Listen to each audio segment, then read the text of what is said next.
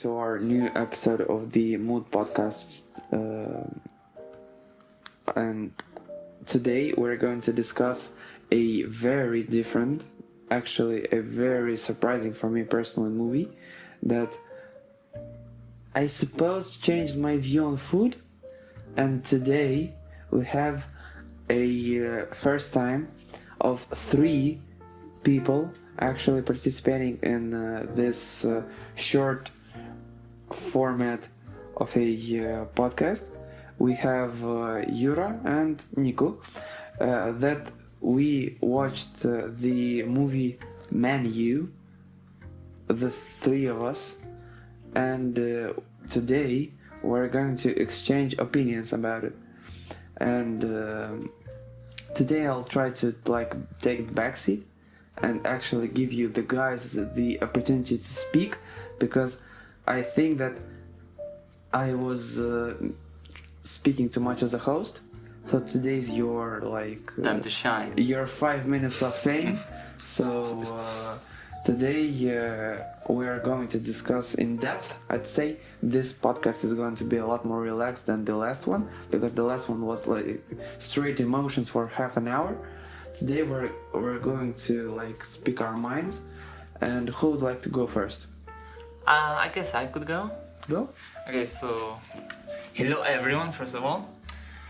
So this film, I don't think it was such a huge revelation about food as it was for you, I think, because I think the problem that it tackles the most is how this fancy food is reviewed and perceived by all these social media content creators, and it kind of tackles the problem of the fact that food nowadays is often used as a status symbol instead of just something pleasant that you want to eat, that just kind of nourishes you, and instead of something that is required in a survival sense, is more of a tool to propel yourself socially.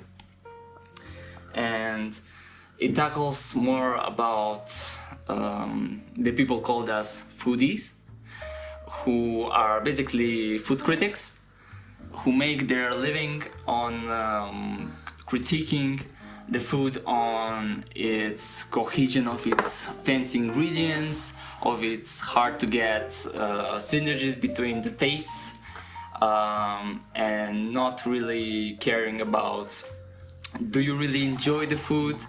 Do you try to be in the moment? You just kind of make a job out of it, and you kind of, as said in the movie, take the art out of it and deconstruct it into just soulless pieces of criticisms that your audience kind of consumes. And it really is I wouldn't say it's a huge problem, but it is a problem I would say in the first world most of all.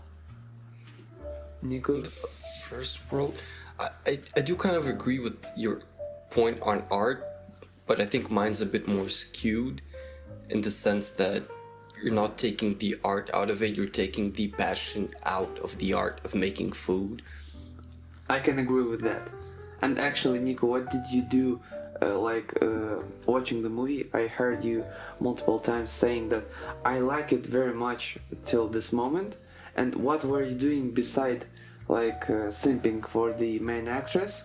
And I'm really interested what was the mindset that you were looking for portraying in this movie, because every single time I hear someone say that I like this movie a lot, it's either the fact that there's a very pretty actress involved, or the values of the producer, how do I say, the person, let's say the producer, the person that scripted and made the movie with his certain values come into contact with the values of the viewer. And in your case, I'd say, I don't mean it in a bad way, but as a snob, I'd say this movie really falls into your own like perception and maybe even your some certain personal traits that this movie is basically suited for people like you. Now you go on.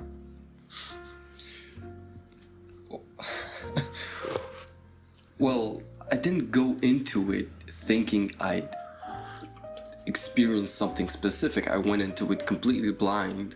The only thing I knew about it was the fact that she wanted a cheeseburger at some point, which I did mention, and you criticized me for spoiling a bit. But I think most of my enjoyment came out of, yeah, sure, the entire experience of it. I do have a problem with, I guess the song choice, the song director choice, especially in the scene where the main actress makes her escape from the island. Yes, I'd say the. And when actually, when the guy makes a burger, it was very like heroic, kind of angelic singing. I just thought that didn't quite fit with the theme of the movie, which was building up to that point, which was kind of, rustic, mysterious, artsy, Yes. murdery, and the fact that he made a cheeseburger and it was so angelic, it just kind of felt out of place. I suppose it was the point because most of the movie, I'd say, it was trying to give this impression of a very cold, professional way of thinking. And I'd say personally, for my taste, the musical choices of the producers is actually pretty bland. Like, the movie isn't. I'd say I wouldn't consider the soundtrack of this movie to be anyhow interesting. Like, it was rather bland. Besides that, the fact that yes, as you pointed out, in the moment when the chef was making a burger, it was giving like any sort of sympathy in the soundtrack, like trying to make this moment special, and it was special because rather all of the rest of the movie, it was almost like, I'd say classy silence. It was very low Classy silent movie. Yes, it was mostly like very low volume, almost present music that was there to sustain that atmosphere Kind of of like a mysteriousness. background noise. Yes, as a very low volume ambient music, I'd say. No, yeah, I guess that's why it stood out to me, kind of, because it was just so like it built up to that scene, and then it was nothing but the music and the sound effects of like the grilling of the burger and whatnot. Sure, the soundtrack I didn't quite think fit in, but you did ask me what I thought was impressive about it, what felt impressive to me. I think just the choreography of the actors, the way in which it was filmed, I thought was quite nice, in synergy with the message that was trying to give.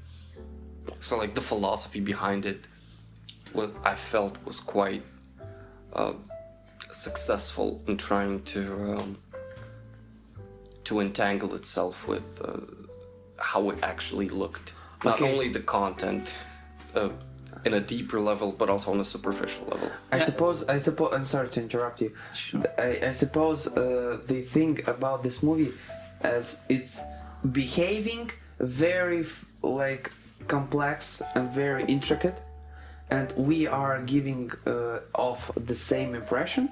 But let's try to keep it simple, because when it comes to a very interesting and rather complex movie, in order for the majority to understand what we're talking about, let's just keep it simple. What, in your opinion, was the message of the movie? Go first, Yuri. Okay, I think the message of the movie was quite straightforward, and it just consisted in the fact that a lot of people just change the main aspect of what food is supposed to be. it's not some high-end class, barely enough food that you have to taste with for 1 second and then you pass to another. It is supposed to be something that you get nourishment from, that you get enjoyment out of, not some intellectual battle of trying to guess which ingredient was used for this, where this comes from. It's not a intellectual battle or a social status thing. It is supposed to be more basic. I liked the fact that in this movie there was a very unusual topic that was interacted with, I'd say, touched the subject of the two groups, basically, in every single aspect of life. The people that take and give, the givers and the takers, the people that give the service and the people that are consuming that service. And I'd say in this case, at some point in the movie, the chef intended that the main character, I'd say, did I get it right? She was a prostitute? She was she wasn't a full-on prostitute. I think she was an escort. Okay. So I actually got another thing. I think she was just a worker in food. He And thought she was thought a worker? giver, and she worked into He said something service. about something about her being in the industry. Yeah. yes, but of after those that she workers. described that what did you do with that guy, and she said like, oh, he asked to jerk him off while looking him in the eye. Does a person of like service? I mean, it is a service, but Well, yes, that's exactly what I'm asking. He was intending that he knows a person when he sees a person that is giving off services. instead of just consuming. Yes, and they had this discussion of, do you enjoy giving off your services? And Right, the yeah. prostitute asked the cook, do you Do you? have any pleasure in giving your services? And they both said, well, actually I don't. But used to. Yes, I'm used to it. And actually it makes a very I'd say in the realm of a normal life, the assumption that the cook and the prostitute have something in common. Like they're both really tired of their job. Is that like, and the same thing that there are consumers and the people that are like giving the service.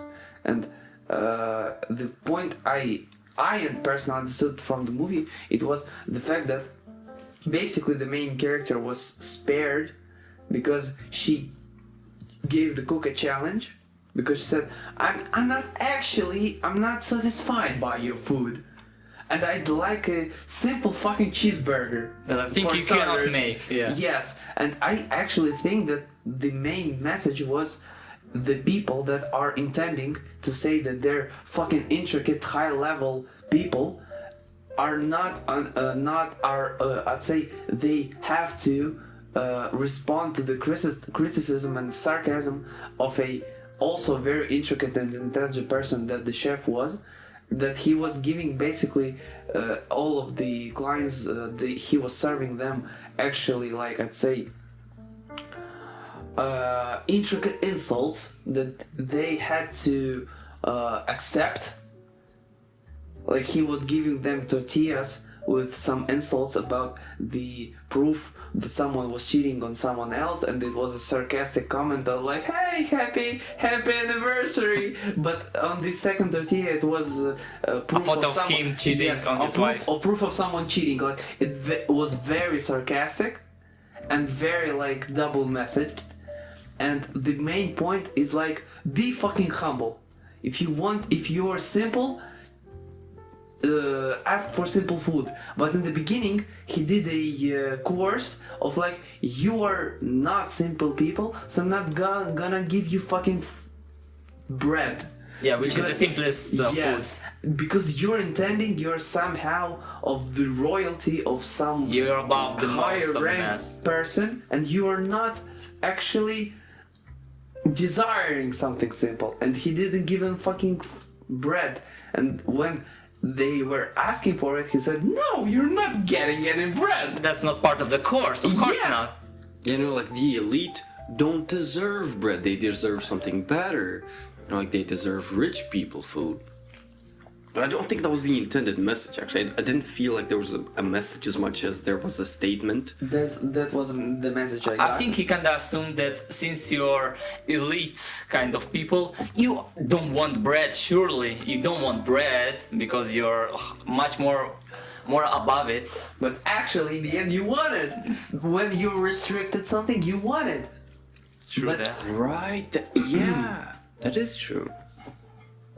And actually, Yeah. I really liked the dynamic that was shown between the main character and the chef, because it's not like she's not unique because she's unique. She is unique because Because she she's was basic, basically. No, it was because she was not supposed to be there. She's in an environment which she is not supposed to be in. Yes. She's not unique by herself. She's just unique in comparison to all the others. That's what I was getting at. Actually, I'd say rather in this point, I really want for you to describe the your personal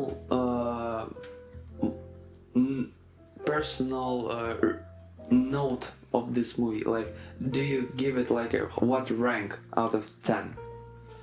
Actually, I really want like a objective point. Why do you think that this movie deserved this? You give it a mark and you say, yes, I think the movie deserves this. I'll be the last one to say it. Okay, Nico, you go first. A rating for the movie. I think I'm pretty confident in giving it a 9. I think it was a 9 for me. I got quite a bit of personal enjoyment out of that. I didn't think it was trying to do anything which the movie isn't supposed to do. Like, it didn't take itself 100% seriously. It could have been a lot creepier, a lot of more dark atmospheric themes, but there was also lighthearted humor, also jokes which shouldn't have been in a movie which could have been more serious. But the point that really was interesting to me was all the kind of different themes that it I'd say succeeded in conveying, which is the most obvious ones to me are artist and art, artist and consumer, consumer and art. So it's like three different relationships for three different things. So the consumers were kind of hesitant to take in the art. Everyone had a different opinion about it. Everyone reacted to it differently. Someone was, simping for it, and others were just kind of skeptical about what it was. The artist, obviously, being the artist, he doesn't need to tell you to enjoy the art. He just kind of says, take it as it is. Obviously, he's expecting you to enjoy it because you are the consumer, but you may not enjoy it as the main character portrayed. I'd say I have 3 things to say that stand it out personally to me. I really like the fact that they made a character that made such a big contrast with all the others. The simp one, the one that was The boyfriend of the main character. The character that simped for the chef, because it was shown multiple times in the movie, like the guy was not giving any criticism to the action of the chef. He was like accepting it as the only truth possible, and was acting normal after every single course that something fucked up happened. And because he was told about the unraveling from the beginning, and that's why he was so Unamused. calm about it. Yeah. He was the only one that knew out of all of them, right? Mm-hmm. He was the only one that was told that everyone was gonna die. Secondly, I was really frustrated by the fact that the main character, when she had the chance, every single scene she was walking down a corridor, it was like she was walking a fucking catwalk. That was really like standing out, that was destroying the atmosphere for me personally. Don't you think it's just a little bit of eye candy? Well, for all of us, and for Nico in particular, but the fact is that it was too obvious. Fan service. Yes. Basically. What out of 10? And the third thing that standed out to me and that destroyed the, I'd say, the atmosphere to me personally, was the fact that the movie lacked spontaneity, because in some moments, like when they were presenting the course called The Mess, it could have been a lot more sudden for the person to kill himself, because they were like building up the pressure. Is he really going to do it? Oh shit, they put the blanket, they closed the fucking kitchen not to get blood or all over, but they were building up it so much that it was too obvious, and they could have made it a lot more spontaneous, not fucking build a 3-minute build up. In order for it to be obvious, they could have made it very fast, interesting, and not as expected.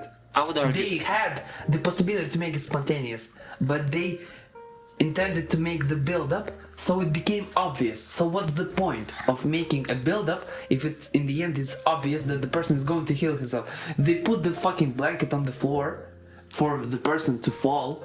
They closed the fucking entrance to the kitchen, and the person is fucking crying, and it's called The Mess. Whatever you would expect from a cook that is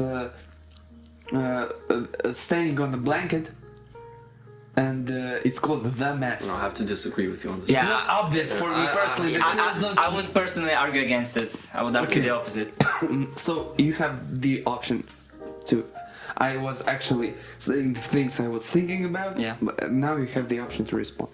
Okay, so I would argue actually the opposite, because it wasn't only just a thing to surprise the audience and to shock them.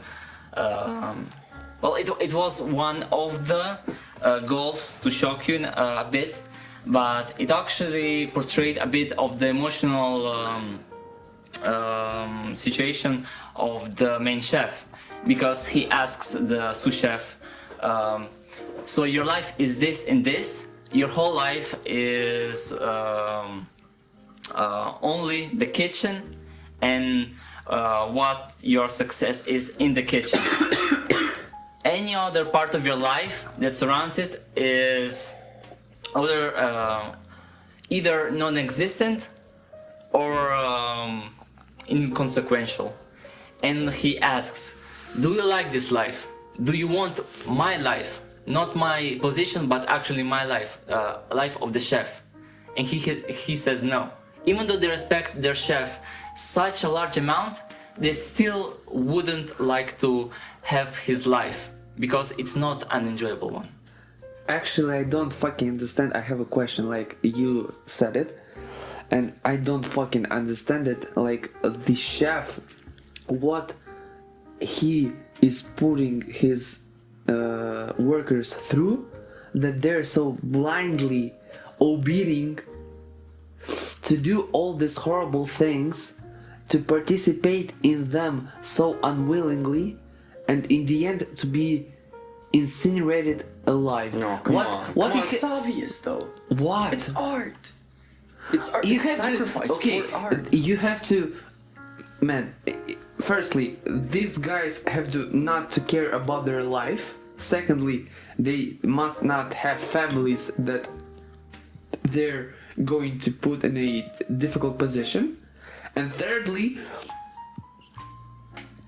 let's even say they are on the thing that, yeah, it's art, we have to sacrifice everything we got. Yes. Firstly,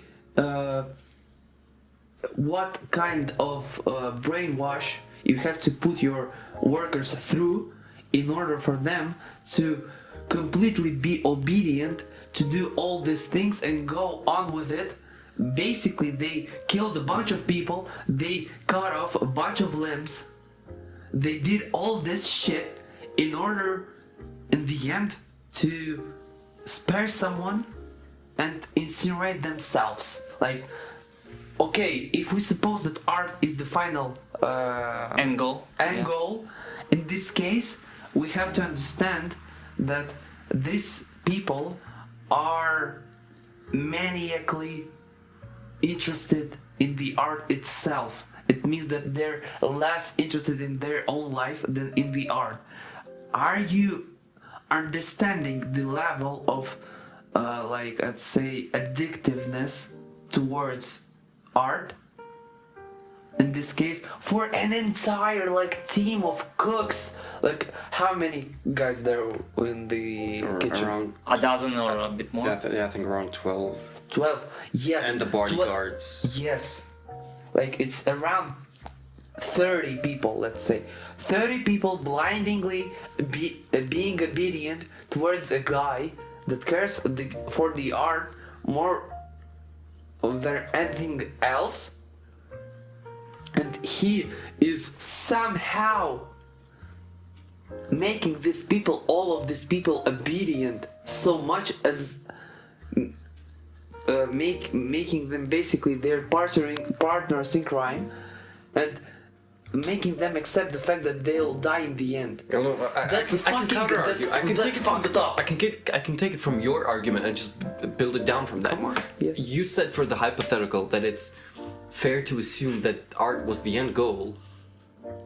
Then they don't give a shit about their families. They don't give a shit about what comes after they finish their, masterpiece. Basically, this is the thing that they were building up to their entire lives to.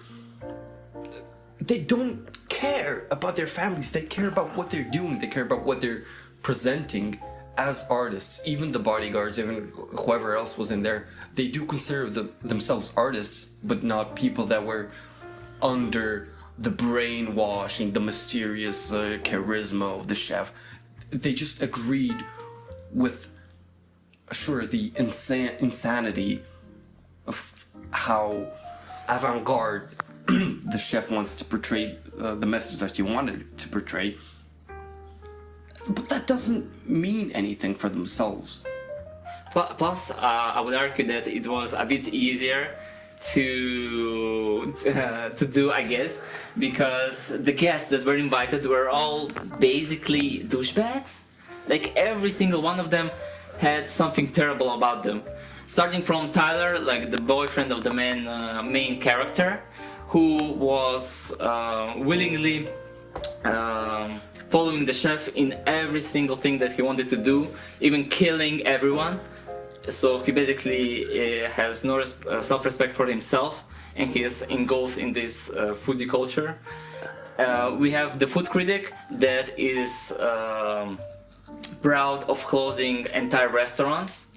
You can't feel much empathy towards her. There's the actor that thinks He didn't do anything wrong. He's just acted in a bad movie. He's not a terrible person. I mean, he thinks he's hot stuff, and he's, as he said it, name-dropping whore. He tries to put everyone down like his assistant. But yeah, well, what did the assistant do though? She didn't deserve to die. Well, she didn't assist to die, but from the chef's standpoint, she's spoiled. I think because when she asked, There's no student loans. she asked her what school did you go to or university. She said Brown, and if she had student loans, she said she had none. So she was really privileged and spoiled to have no real problems in her life, and she still lives a privileged life without caring about major problems. Actually, I'd say that rather this movie may come as very intellectual, but in its core, it's just saying it's saying that douchebags should be humbled. You don't have to over complex stuff because it ends badly. Like basically all of the team was maniacally following the chef's lead and ended like in a massive suicide basically. So Exactly, yeah. don't overthink stuff and try to keep it simple. And enjoy the don't, moment. don't be a fucking douchebag. Give your rating. You forgot to give your rating though. I give it a 8 out of 10. 8-2 from me. That's pretty good enough. That's good enough for me. 9 and an 8. Thanks for your attention and have a nice day. Or Bye. evening, wherever you are. Bye. Goodbye. Bye bye.